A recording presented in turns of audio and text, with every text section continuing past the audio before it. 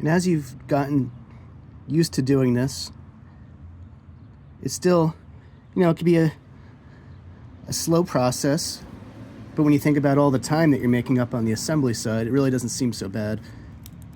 It'll also get a little bit easier each time that you do this. You'll get a better feel for how much stress a part can take and which tool to use. You will occasionally still cut off something you're not supposed to cut off, maybe, or be a little bit of unintended damage, but at the end of the day, it's nothing that can't be fixed with a little bit of wire or sprue or glue or whatever. It's still unfortunately at this time the 3D printing process involves these supports. In the future, who knows, they might develop a way to do it where the supports dissolve, and but as of now, it's a necessary evil.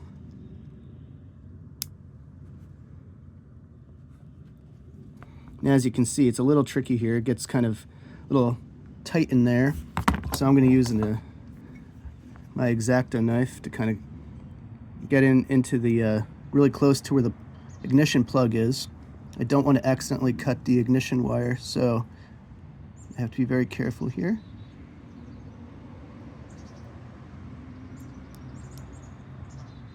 I think that did that one.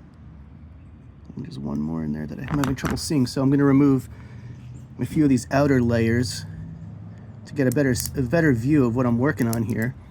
A lot of times these outer layers aren't attached to the model anymore, but they still kind of block my view. So I want to get rid of them in this area so I can get a better, clear view of what I'm cutting. I'm sorry if my camera view is a little bit wonky. I'm trying to obviously put most of my attention on the model itself, and the camera angle sometimes gets a little out of whack.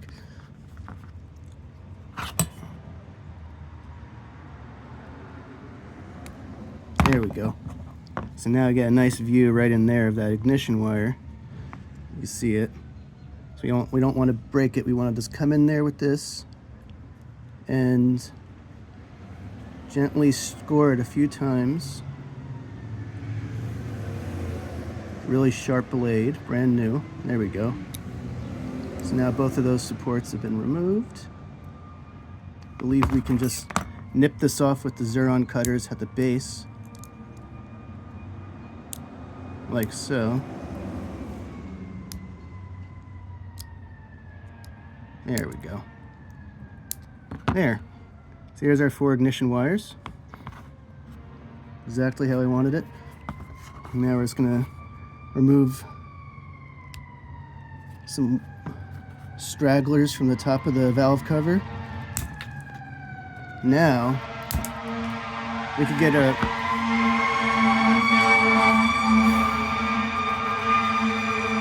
sorry about that. A nice view of the engine and kind of where it attaches to the base. So we're going to continue on with the other side of the ignition cords here. Just gradually work our way to the base. Little by little. You don't want to rush this. Just take your time. You can always take off more. You can't put it back as easy. So just take your time. And especially if you're new to this, don't rush it. Go slow. And just remove the supports little by little. You'll get more and more easier as time goes on, because you'll have less things blocking your view, and it just will kind of accelerate as you reach the end, especially once you're at the base. So you just kind of chop off the bottoms, and this one's a little tricky here. See if I can nip it with this now. Right next to the cord there. There we go. Perfect. There we go. Looking good so far.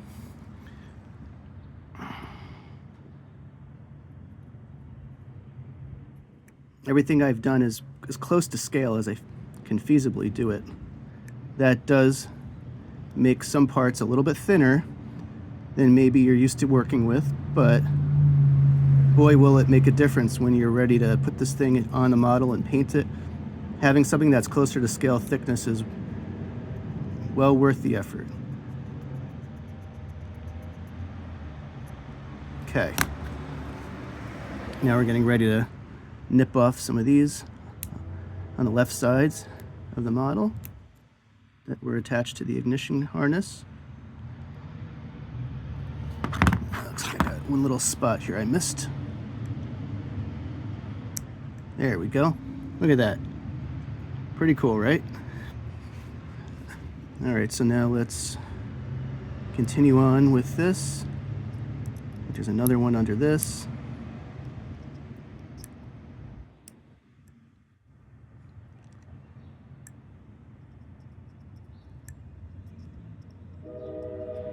Okay, working our way towards the top. Now there's a lot of wires up here because this is where the distributor is, and both sides kind of meet.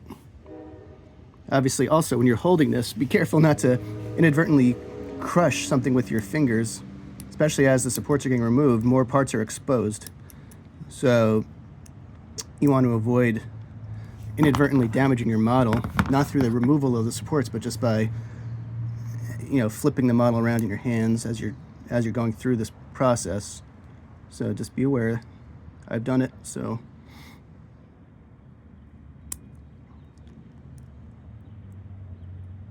there we go. Now this distributor here has a kind of a little neck that attaches to the top of the mounting plate. It's a little thin, so you don't want to over torque this. Just go slow. Go slow. Take your time. It's really satisfying, honestly, to see everything kind of emerge from under the supports. This is one of my favorite parts. I really have come to enjoy this process, even if it can be a little tedious. When you think about gluing all these tedious parts together, if it were assembled as a kit, boy, I sure wouldn't look forward to that. I prefer this way a lot better.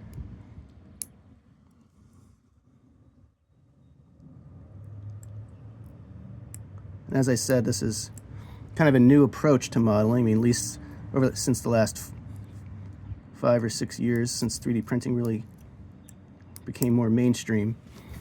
A lot of modelers, are you included if you bought this engine, are starting to become more exposed to this kind of trend, excuse me, and it's here to stay. I think 3D printing is kind of the future of modeling. So the more practice you get at it, the more doors you'll have opened up for you, kind of like driving a stick shift. You limit yourself if you don't know how to, especially if you like sports cars. All right, getting close. Let's finish up this ignition harness. Actually, you know what? Just to keep this unit kind of as stable as possible, I'm not going to remove all of the ignition wires because it's kind of keeping the distributor in place. I am going to remove a few more up in this area here, but I don't want to remove all of them because they're helping to stabilize everything.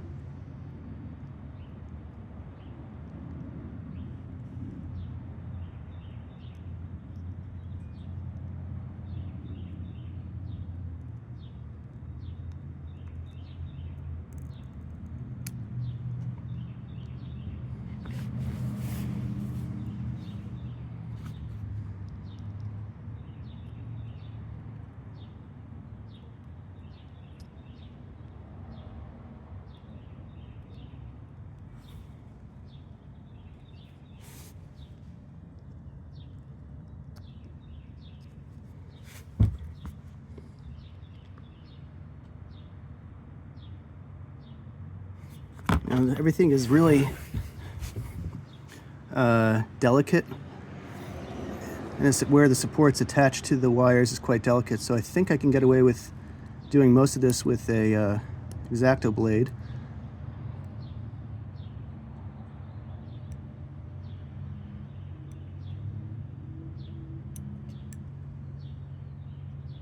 This in here might be the most challenging part you're going to experience.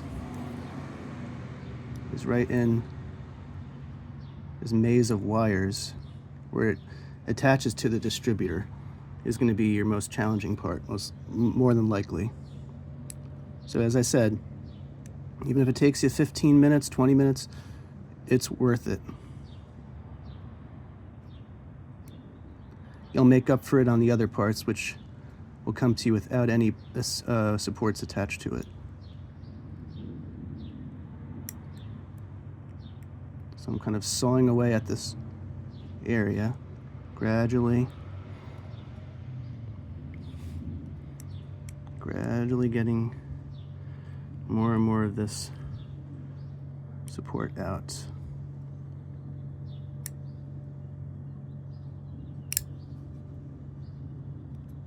There we go. Starting to saw through it.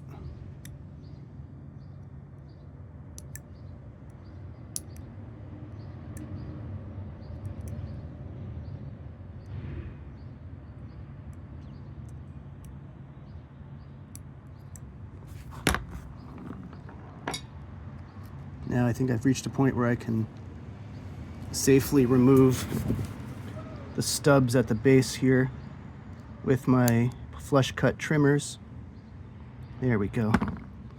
See that maze of wires starting to come to life.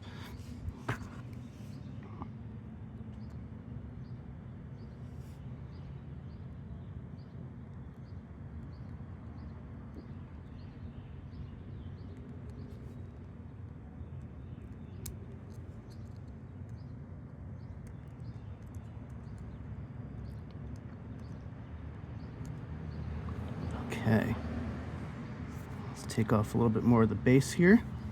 I think, sorry for the camera angle, kind of sucks. I'm trying my best here. Boy, I'll be sweeping up later. These parts go flying. Look at that, getting rid of some of the base there. And now we're going to go down to the oil filter on the bottom, remove some parts from the oil filter, or not parts, the supports from the oil filter, and also attached to the side of the oil filter is a couple of little ones there. I try to angle the supports in such a way that the little nubs that are left over would be hard to see, even if they weren't sanded down. When you're done, you're going to want to sand down little nubs. They should be pretty minimal. This is the starter, fully detailed starter motor that I designed, attached to the engine block. Kind of thin attachment, but it's attached to the engine block.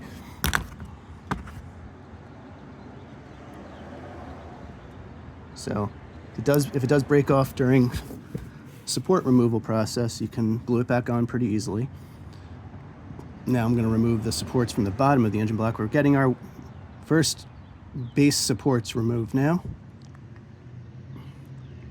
If you've stuck with it this long, you're almost there. And I appreciate your patience.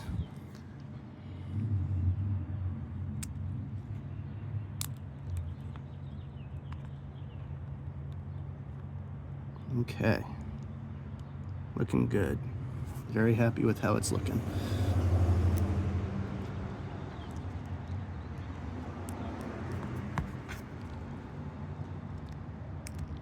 Okay, let's get rid of some more of that base that's under the oil filter.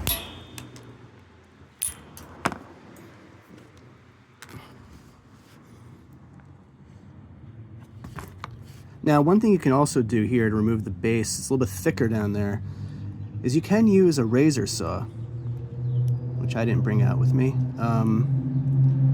That really reduces the shear forces, but it's a little messier. I like to avoid the dust if I can. So I've chosen to use more slicing as opposed to sawing. Sorry, I know the camera's a little out of whack. Okay, so now there's a few little supports here. I'll get rid of.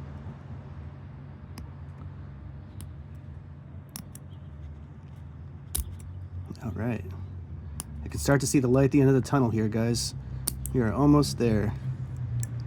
Just keep your patience. Don't let your guard down. Keep on with everything that we've done up to now. Just do more of it. Don't rush it, especially now you're at the finish line. Okay, now we're going to see if we can nip off some of this base here.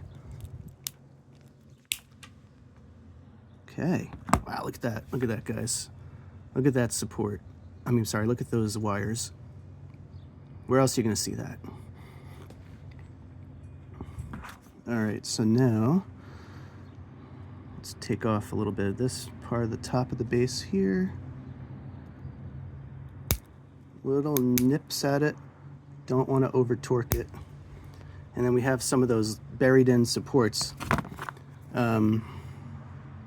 right here. So these supports are attached to the a distributor. And you can start to see the distributor buried in there. It's begging to be released from all of his supports. So I am going to use downward motions of my X-Acto knife to reduce the side stress forces this way, where it's more brittle, directing the force down through the shaft into the top of the engine, reducing breakage. Ask me how I know that works. Lots of trial experiences that have taught me what to do and what not to do. Okay.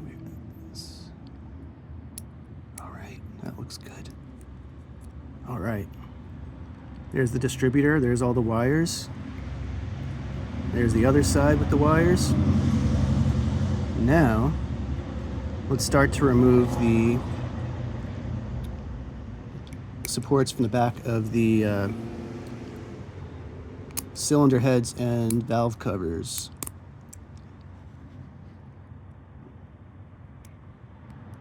There we go. Okay, gently turn it around to the other side, where we have the left side of the engine. It's gonna, again, gradually,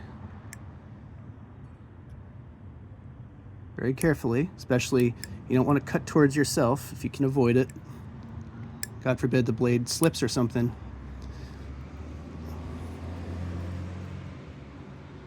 All right, so let me see here. Attached to that carburetor, let me see if I can get rid of a couple of these little supports that are still attached to it without ruining my engine in the process. All right, get rid of this one. Okay, what's this attached to? That. I'm gonna come in here and nip that one. Ugh. I can shift. It's uncomfortable after a while. All right. What else do I have to detach here? All right.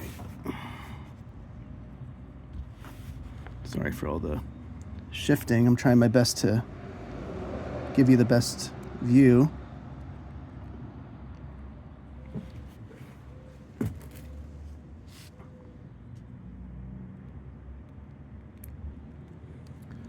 I'm going to see if I could chip away a little bit more of this base. You want to maximize your viewpoint to really be able to see where the parts are attached to the part, where the supports are attached to the part, so you can make the smartest decisions on where to cut.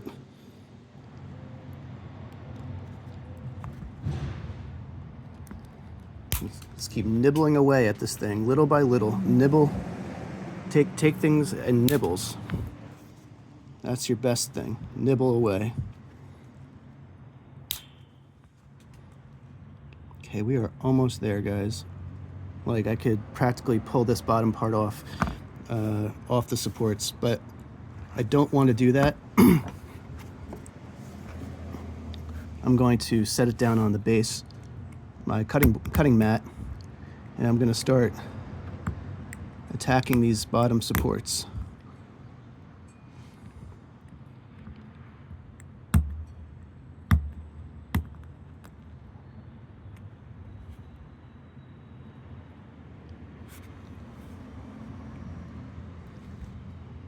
I was worried that maybe I damaged it. You don't want to push down, obviously, and flip it upside down and press down. You'll ruin the part. So just take your time. It's very easy to get overconfident or rush things. Even for me, I've done so many of these.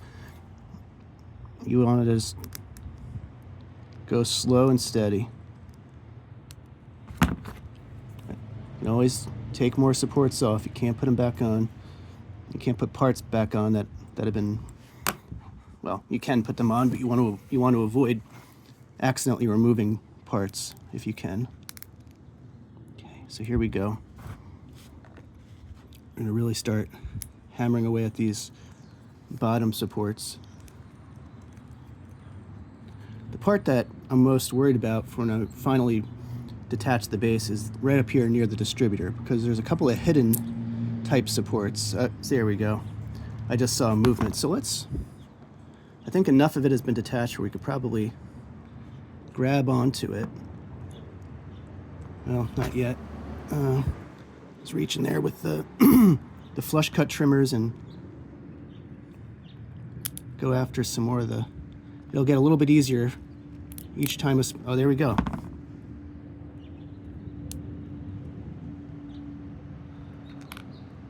And there's how it looks on the back. We'll have to clean this up, but right here is where the transmission will attach.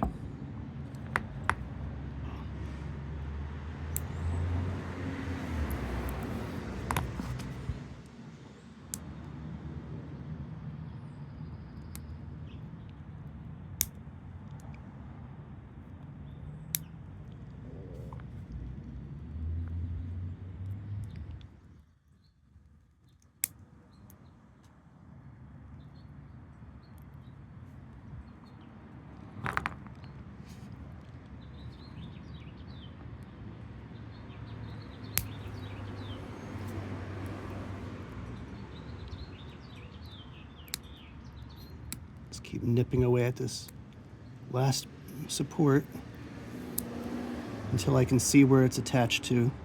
Maybe it'll just break off on its own like that.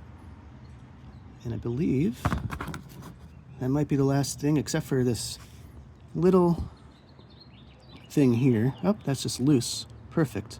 Wow, look at that. You can see the carburetor, distributor, ignition wires. And I'll just nip off a couple of these little guys.